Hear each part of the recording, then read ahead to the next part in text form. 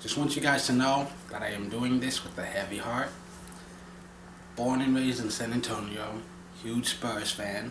I'm recording this Thursday night, and then tomorrow morning I'm going to edit and upload it.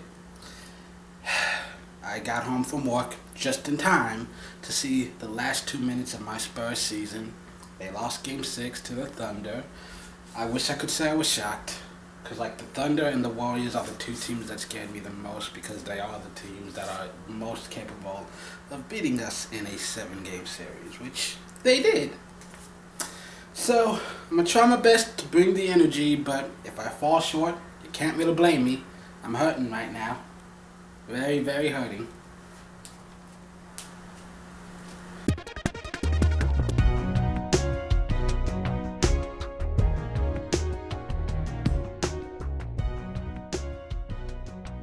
Greetings and welcome to the Fan Perspective. I'm your host Nathan Lyle, and this is the very first episode of WNBA Weekly for the 2016 regular season.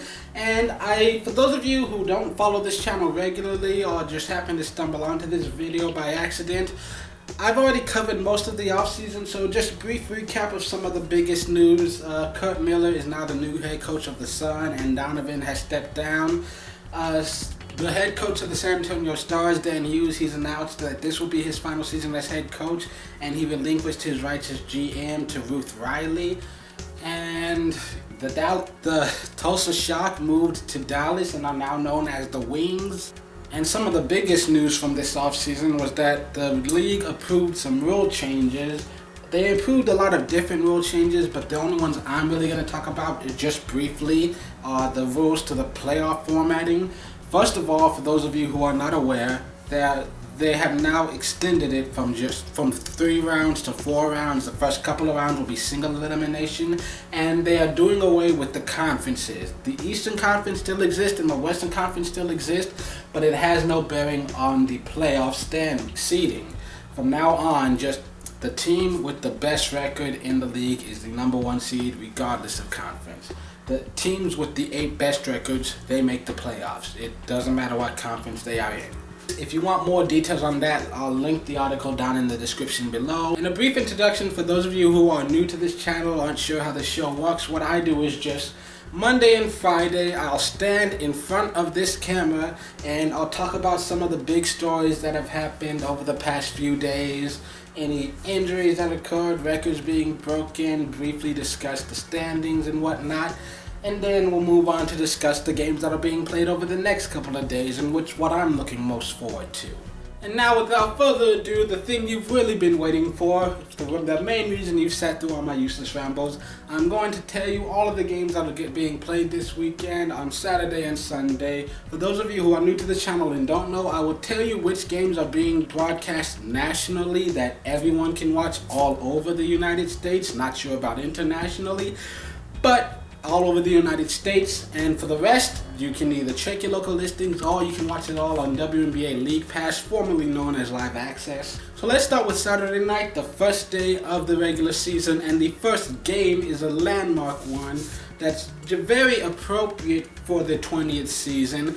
You've got the Dallas Wings, a franchise in its very first season, making their WNBA debut, versus the Indiana Fever, Tamika Catchings beginning her farewell tour. Beginning her final goodbye, her last season in the league. A team like Dallas, the players that came over from Tulsa, they've been to the playoffs once, whereas you've got the Fever, who I'm always shocked if they don't make it. And then that's followed at 7 with the Liberty at the Mystics in an epic rematch of what was a really fun first-round series to watch.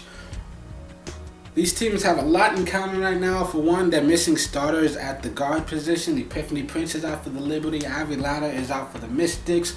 They've got a lot of bigs who can really carry the load, so look for them to get to the post early with both of these teams.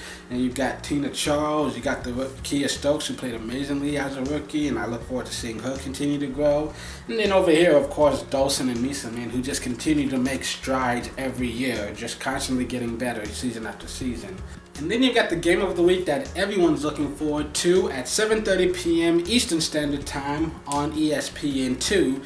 I forgot to mention that earlier. All of these I'm saying Eastern Standard Time. So adjust for your time zone. So at 7:30 p.m. Eastern Standard Time, you have the Mercury at the Lynx You've got the defending champions opening at home against probably their most heated rivals. I tried to stay away from predictions, but I'm just going to say this much. So far, the past few years with this rivalry, home court advantage has made all the difference. Then at 8 p.m. Eastern Standard Time, you've got the Connecticut Sun traveling Chicago to take on the Sky.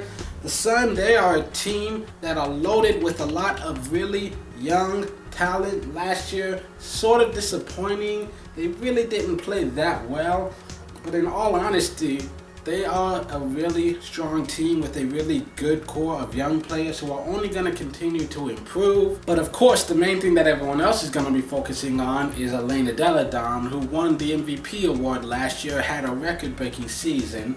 She's definitely one of my favorite players in the league. I'm looking forward to seeing how much better she can get because she is so young and she is capable of continuing to grow and get better, which doesn't really seem possible when you see how she played last year. But somehow, they'll find a way. I believe in her. And last but certainly not least, at 8 p.m. Eastern Standard Time, we've got the Atlanta Dream going into San Antonio to face off against the Stars. Dan Hughes, he's announced that this is going to be his farewell tour. And then you've got the Dream, who are kind of in rebuilding mode, I think. They've definitely been making a lot of moves and, maybe hoping to bounce back from last season's disappointment. Who knows?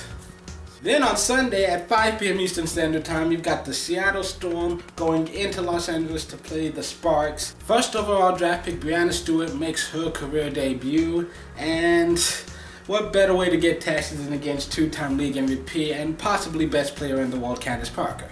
Brian Nagler facing off against his former team, who he led to a championship. The Storm are technically in rebuilding mode, but it's not going to be too long before they hit their stride and suddenly, boom, they're back at it again. Back at it again with the White Bugs!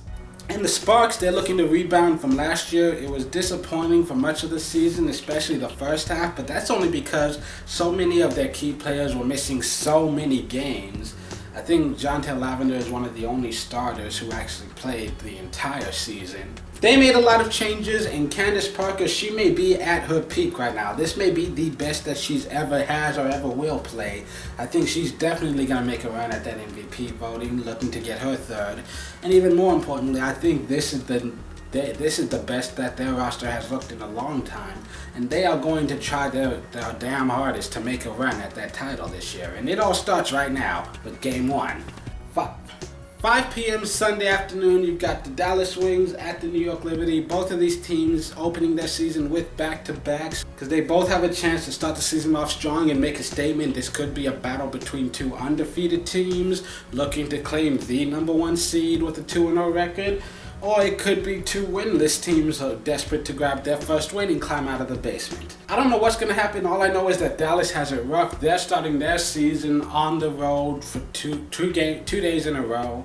It's going to be really tough goings for them early on, so they're being tested right from the get-go.